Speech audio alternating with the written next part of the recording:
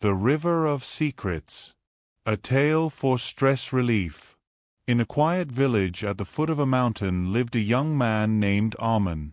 He was kind, thoughtful, and eager to see the good in everyone. But he had one weakness. He trusted too quickly. Whenever something troubled him, he would rush to share it with a friend. Whenever he felt anger toward someone, he would speak harshly, believing the moment justified the words. One day, Arman faced a difficult problem, a misunderstanding with a merchant that left him feeling embarrassed and frustrated. His heart burned with the need to talk, to vent, to release the pressure inside him. He went to his closest friend, Behzad, and poured out every detail. Behzad listened, nodded, and promised to keep it between them. But Behzad had friends of his own, and those friends had friends. And by sunset, Arman's private trouble had become the village's newest story. Ashamed and hurt, Arman went to the village elder, Behzad, a man known for his calm wisdom. Behzad listened quietly, then motioned for Arman to follow him to the river. The water flowed gently, clear and bright. "Arman," Behzad said, "do you see this river? A secret is like water at the source. If you hold it, you control it. But once it flows into the world, you cannot pull it back." Arman watched the current carry leaves downstream. "And there is something more," Behzad continued. "Never harm someone just because you are angry. Today's enemy may be tomorrow's friend. Speak gently. Act wisely. Leave no wound you may later regret." He picked up a smooth stone from the riverbank. "Words are like this stone. Once thrown into the water, they create ripples that spread far beyond where you intended. You cannot call them back." "But Elder Behzad," Arman asked, "how do I know when to speak and when to stay silent? How do I know whom to trust?" Behzad gazed at the flowing water. "Trust is not given all at once. It is built slowly, like a bridge, stone by stone. Watch how people guard the secrets of others before you share your own. Time reveals character the way the river reveals the stones beneath." He paused. "And when anger rises in you like a storm, wait. Let it pass. The words you speak in fury are the ones you will regret in peace." Arman nodded slowly, but another question troubled him. "What about those whose beliefs differ from mine? How should I treat them?" Behzad sat down on a large stone by the riverbank. "Love people for who they are, not for what they believe. Beliefs change like the seasons, but their essence, their humanity, remains.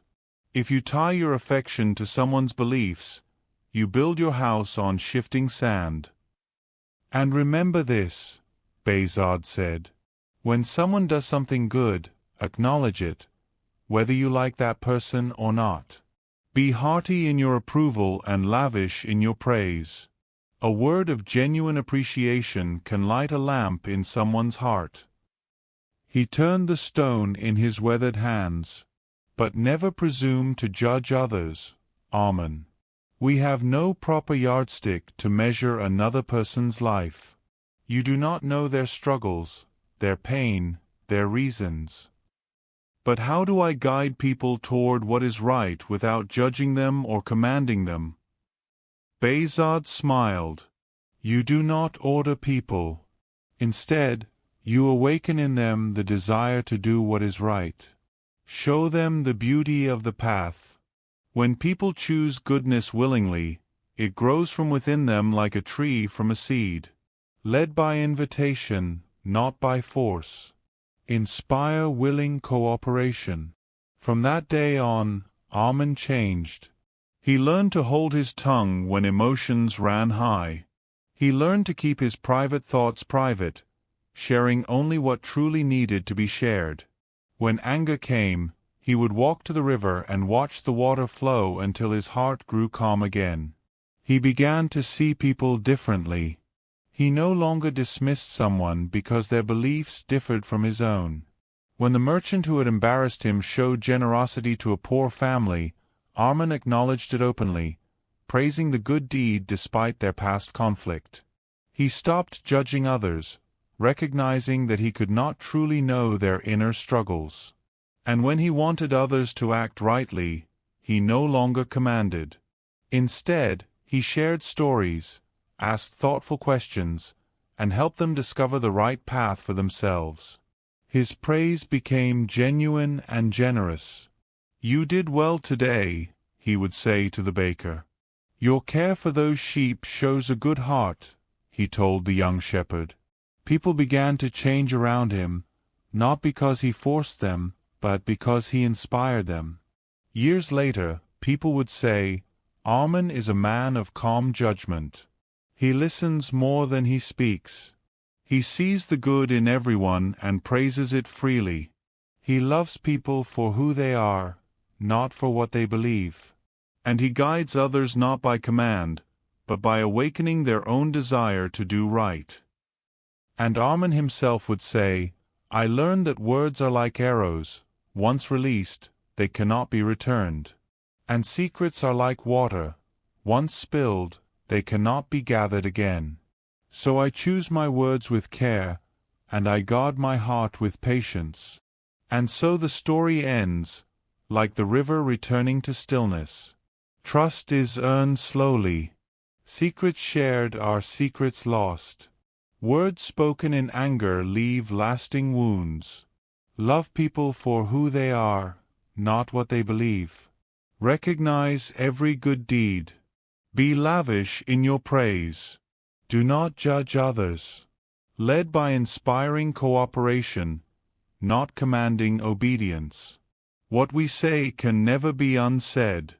The courage to remain silent when others expect us to speak, the wisdom to speak gently when others expect us to rage, and the strength to inspire rather than command, these are the marks of a soul at peace. Rest well, knowing that tomorrow offers another chance to listen before speaking, to praise the good you see, and to lead by inspiration. For in the end, we are known by the wisdom of knowing when to speak and when to stay silent, by the generosity of our praise, and by our ability to see the humanity in all people.